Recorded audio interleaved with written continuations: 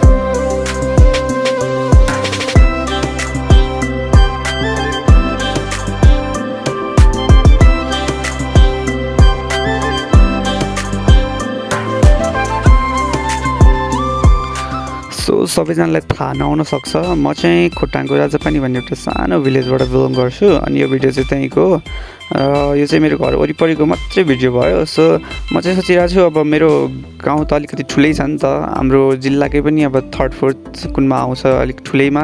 So के सोचिरहेको छु भने म मेरो गाउँको पुरै अब वरिपरिको त्यतातिरको वातावरणहरू चाहिँ तपाईँहरूलाई देखाउने छु, जसको कारणले तपाईँहरूको लागि सजिलो होस् कि हाम्रो गाउँ चाहिँ कस्तो छ होइन, अब गाउँमा दसैँ कस्तो बितिरहेछ। अनि तपाईँहरूले पनि अब इन्सपायर्ड भएर कि थाहा आफ्नो मन बनाइहाल्नुहुन्छ कि राजापानीतिर आउने।